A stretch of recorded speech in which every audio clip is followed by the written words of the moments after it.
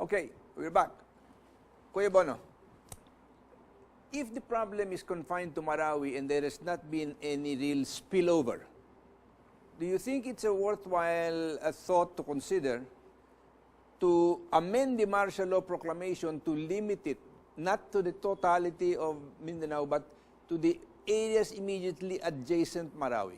Yeah, you should lift martial law in the rest of Mindanao, except probably in Marawi and 2 or 3 towns in Lanao Sur, if they really want to contain, assuming that what the government is telling us now are true. Eh bakit hindi pa nako-contain? Akala ko ba sinabi nila 3 araw lang yan? Hindi sinabi nga nila noong hindi pa nag-declare ang martial law na it's manageable, it's managed by the local government, by the police, and the military. It became unmanageable when there was a declaration of martial law. I don't know why. In other words, parang naging call to arms yun. No, The I don't know declaration why. of martial law, but call to arms for other sympathetic Muslims. Yes, because they should understand the Mindanaoan mentality, no? Not just the Muslim. They fight each other. Like our family, we fight each other on the level of arguments. But when we're being fought from outside, we unite together. That's also the nature of Mindanaoans. All right, Not just the Muslims. 0917-755-5110, sir, from Zamboanga City. You can't compare Zamboanga siege that affected only 3 to 5 barangays to Marawi, which affects the whole city. We support martial law. Well, that's their problem. No? They support martial law, that's their problem. Because the rest of Mindanao, I am certain, if we conduct a survey now, no, an independent survey of whether Mindanao, the majority of the population of Mindanao supports martial law. I'm afraid, no, in my simple opinion as a citizen, that they will be disappointed because the rest of Mindanao don't approve it. And as a matter of fact, I've talked to sympathizers with the president. As I told you, I spoke before the Cagayan de Oro Press Club, and most of the members of the press club are supporters of the president. But in the martial law question, secretly, they do not agree with the martial law proclamation. Kasi I guess when the martial law is proclaimed, there is also an element of fear that is driven home into the hearts of all of those affected. Yes, because they So remember... they have to be careful because they can be picked up, they can be charged, even if there's no evidence. No, The writ of habeas corpus has been suspended. No, But they are required to file charges within 3 days. within 3 days, and they are ordered release. But we remember very well the abuses during martial law. Even now, no, everybody claims about extrajudicial killings. So, is the constitutional limitation really relevant when it's not being observed? Is it relevant? The Constitution, it seems to me, does not exist anymore to many people, including the Speaker of the House. As if the Constitution doesn't exist, and the Supreme Court renders a decision against martial law, he will not obey. No, Congress, the lower house will not obey. What he was saying is that the Supreme Court cannot command them to have a joint session. No. He has not read Section 1 of Article 8 of the Constitution. That the Supreme Court has the right to review the actions of all departments of government or instrumentalities of government. Speaker Alvarez should read that provision in relation to Section 5, Paragraph 1 of Article 8. You know, I'm always tempted to lecture because I've been teaching constitutional law for quite some time. No? So, they better read the Constitution before making all these irresponsible comments. Sa tingin mo, ha? Okay. All right. If So, I were President Duterte, frankly, no, my suggestion is, after all, the overwhelming majority of the lower house are his people, I should relieve people like this and install somebody there who is more rational, no, and who knows his constitutional law. If I were the president, but I'm only a puny citizen of this country, delivering an opinion, which I hope they'll listen to because it's based on the Constitution and on my own personal experience. So okay, to go back, from your standpoint, in terms of the information that is available, one of the questions you have about martial law is not enough information has been given to justify the declaration. Yes. Not Is that, enough. is that, am I don't want to put words in your No, mouth. that's correct. Not enough information because the Constitution says factual basis. Oh. The And in fact- fact, the Supreme Court is called to rule on the factual, basis of the declaration Precisely. of martial law. The advisors of the President, including the Secretary of Justice, should have done that. They should have read the proclamation of Marcos. Well, do you expect the AFP to give an objective, balanced report on what's happening? Initially, they did. Or are you going to say, no, well, now that this is before because the Supreme Court has got 30 days to rule on that petition. Yes.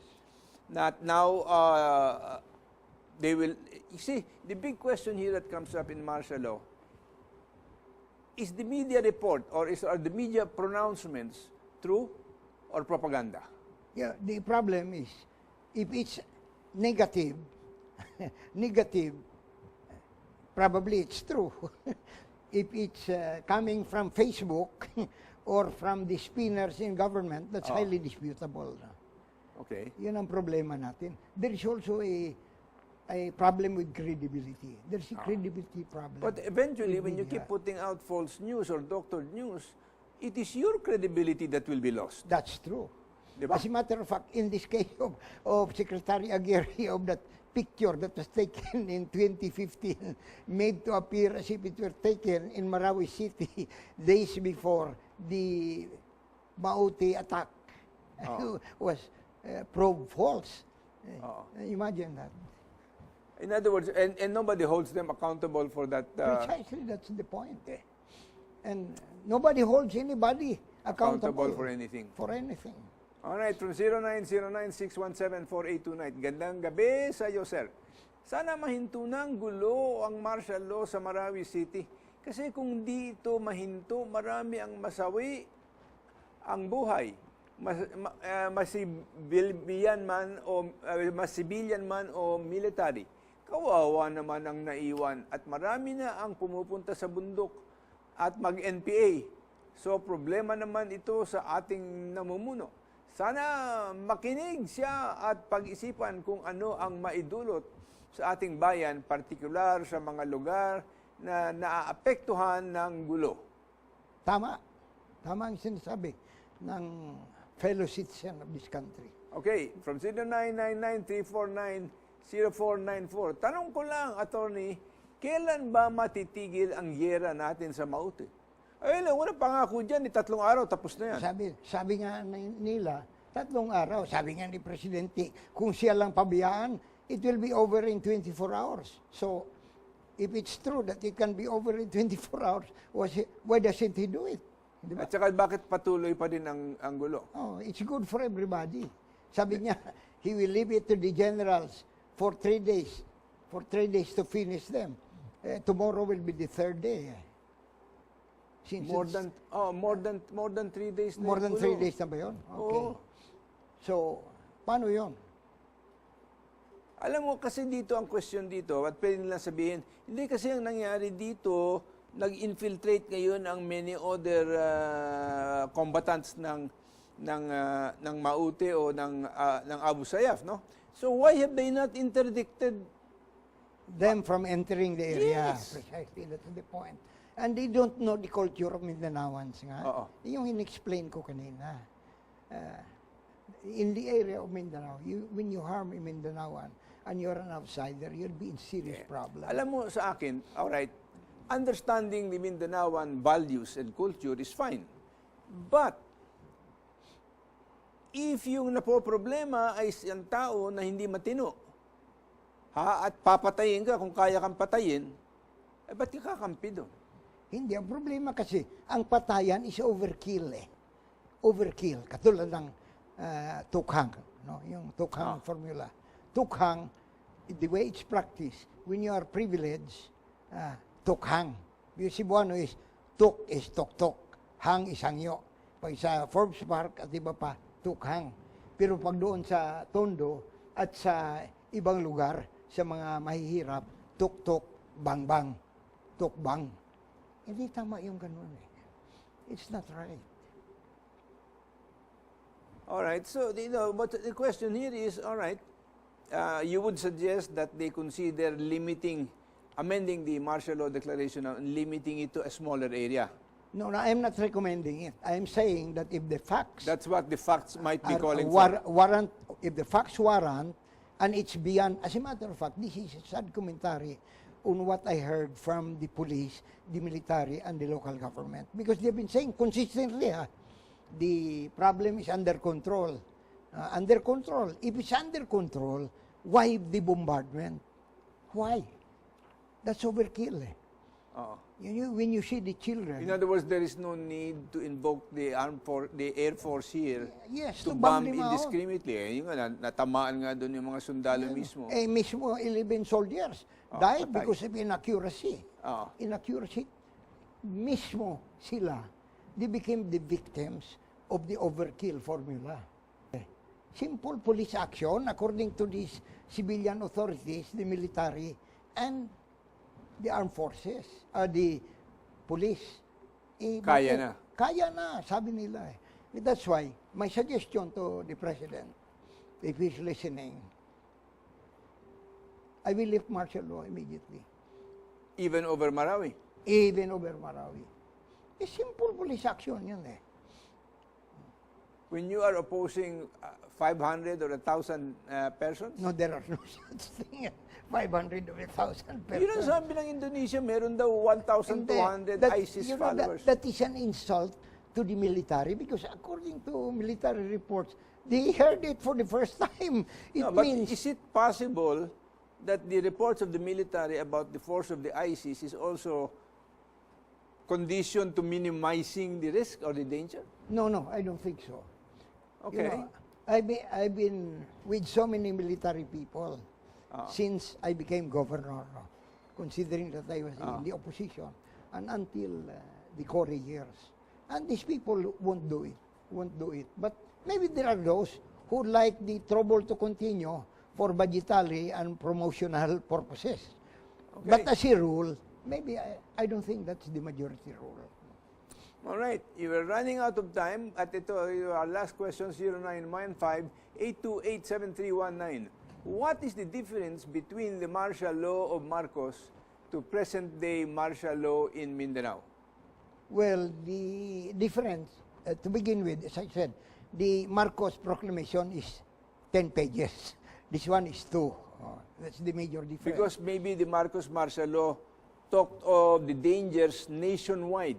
Yeah, and events, And in it fact, details by events, fact, including the ambush of... including the worked-out ambush of Senator Ponce Enrile. Enrile. And the difference, now, nung araw kasi, they really were able to terrorize, arrest, and killing. Disappearances, arrest, killing. And the NPA and there was was so no active. limitation to the writ of habeas corpus. I know because I stayed there without any charges for 1 year, 6 months, and 11 Hindi, days. saka naalala mo yung binabang 10,000 armas sa karagatan Oo, to arm the insurrectionists. precisely. So merong some factual basis. And I Saka- remember during that time, people's fear was that the NPA was surrounding Metro Manila. Correct. Di ba? Yes. Oo. So yan ang iba pong kaibahan, no? So dito ang central government at saka sa Metro Manila mismo, parang pumapasok sa ilalim ng peligro. Oh, yes. Because nung araw, hindi ba, nabomba mga liberals.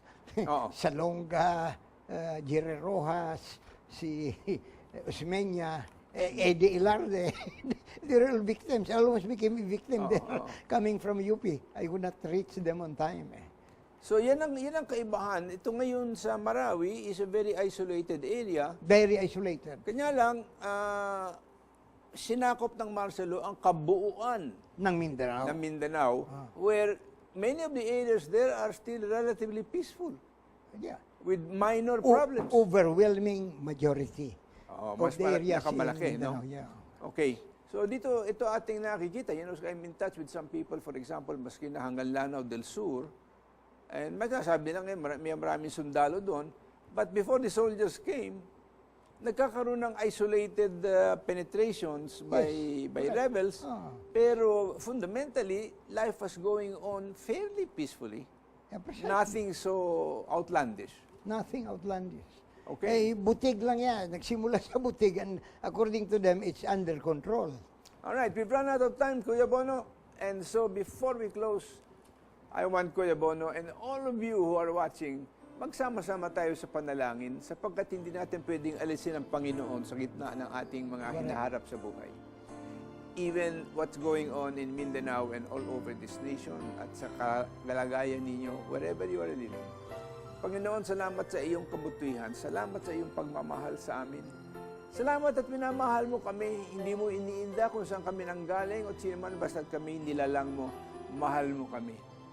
At yan, wala siyang nilalagay na kondisyon yan basta't He loves us with an undying love. Salamat, Panginoon, na makakadulog kami sa inyo sa kalagayan ng aming bayan. Ang kalagayan namin sa Marawi, napakadaming nasusugatan, napipinsala, nahihirapan, at marami diyang nagugutom, nagkakasakit, at lahat pa ng iba pang suliranin na ating matatagpuan kapag kaguluhan at walang rumerespeto sa batas at dinadaan lang sa dahas, paggagamit ng sandata para makuha ang kanilang nagugustuhan o maski na para makuha ang kapangyarihan na kanilang hinahangad. Makialam ka, Panginoon, sa aming kalagitnaan dito. Iligtas mo lahat ng gusto mong iligtas, Panginoon, at lahat ng tumatawag sa iyo, tumihingi ng tulong. At nalalaman namin, Panginoon, ikaw ay tutugon sa aming panalangin. At ngayon pa man nagpapasalamat kami sa iyong kabutihan at pagmamahal para sa amin lahat. Kasama na po lahat ng nakikinig dito sa ating programa at maski na yung hindi nakikinig. Salamat, Panginoon, sa pangalan ni Jesus. Amen. Amen. Thank you, Kuya Bono, and thank you for being with us. It's always a pleasure, Ray. And- Even with the rains. And we'll see you next week. God bless you.